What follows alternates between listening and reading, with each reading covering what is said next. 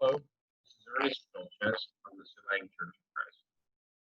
I'd like to say thank you for joining us today. By the way, Silang is Silang, Cavite, located in the Philippines in the province of Cavite, about 50 kilometers south of Metro Manila.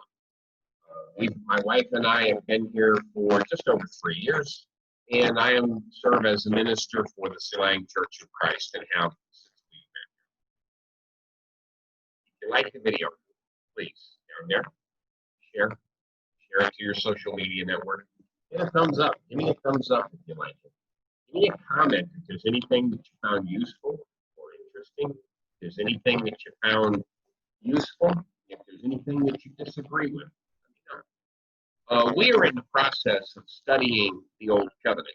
And the reason why is in my daily life here, it came to my attention that I should cover this with a young man I was speaking to. And I wanted to cover some things related to the Old Covenant. Today we're going to talk about 5 differences. The first one being the Old Covenant exposes sin, while the New Covenant covers sin. Galatians chapter 3, verse 19. What purpose then does the law serve? It was added because of transgressions, because of the breaking of sin, because of the sins, it was added till the seed should come, to whom the promise was made. It was appointed through angels by the hand of a mediator. The Old Covenant exposes your sin. Romans chapter 4, verses 1 through 8. What shall we say then? What shall we say that Abraham, our father, has found according to the flesh?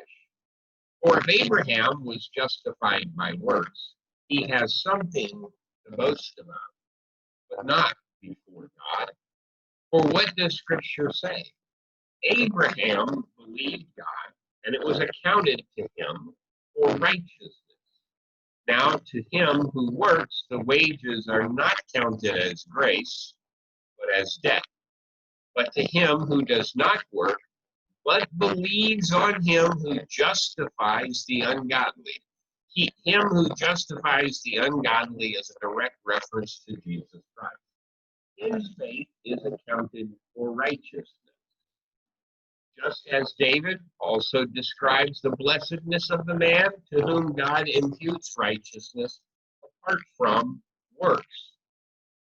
Blessed are those whose lawless deeds are forgiven. Obviously, if your sins are forgiven you, your lawless deeds, then you are blessed in that you have an eternity in heaven, and whose sins are covered. Your sins are covered. That was my point. Blessed is the man to whom the Lord shall not impute sin. The Old Covenant exposes your sin. The New Covenant closes it. The Old Covenant cannot give light, while the New Covenant does. 2 Corinthians chapter 3, verse 7. But if the ministry of death was written engraved on stones, the ministry of death was written engraved on stones as a reference to the 10 Commandments, was glorious, so that the children of Israel could not look steadily at the face of Moses because of the glory of his countenance, which glory was passing away. But if the ministry of death, the Old Covenant, cannot give life. It was directly referred to as a ministry of death. Galatians chapter 3, verse 11. But no one who is justified by the law in sight of God is evident, for the just shall live by faith. Galatians chapter 6, verse 8. For he who sows to the flesh will reap corruption, but he who sows to the Spirit, will of the Spirit, reap everlasting life. The Old Covenant cannot give life, but according to Galatians 6:8, the New Covenant, we will reap everlasting life. The old covenant was abolished, while the new covenant is in force. Ephesians chapter 2, verse 15. Having abolished in his flesh the enmity, that is the law of commandments contained in ordinances, so as to create in himself one new man from the two, that's Jews and Gentiles, thus making peace. Thus making peace. The old covenant was struck down, and the new covenant is in. Number 4, the old covenant brings a curse, while the new covenant redeems from the curse. Galatians chapter 3, verse 10. Galatians chapter 3, verse 10. Galatians chapter 3, verse 10. For as many as are of the works of the law are under the curse, for it is written, cursed is everyone who does not continue in all things which are written in the book of the law to do them. To do them. The old covenant brings a curse. The new covenant redeems us from the curse. Christ has redeemed us from the curse of the law, having become a curse for us. For it is written, cursed is everyone who hangs on a tree. That is Galatians 3:13. Number 5. In the old covenant, living is by works, while the new covenant, living is by faith. Galatians chapter 3, verse 10. Let's go back there. For as many as are of the works of the law are under the curse.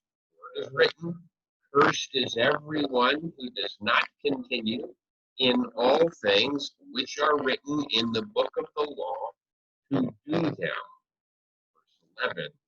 But that no one is justified by the law in the sight of God is evident, for the just shall live by faith.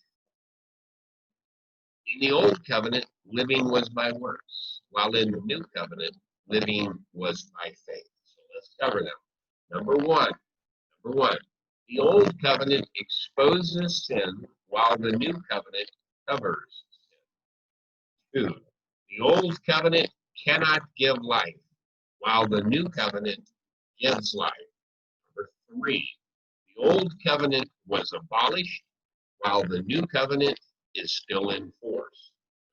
Number 4, the old covenant brings a curse, while the new covenant redeems us from the curse. And number 5, in the old covenant, living was by works, while in the new covenant, living is by faith. And I hope that you will continue to live by faith. I hope that you find the blessings of God this day and each day. Please join us next time. Don't forget, hit the little bell button. When you hit the bell button, you'll be notified every time a new video goes up. Appreciate you. Have a blessed day. Bye-bye now.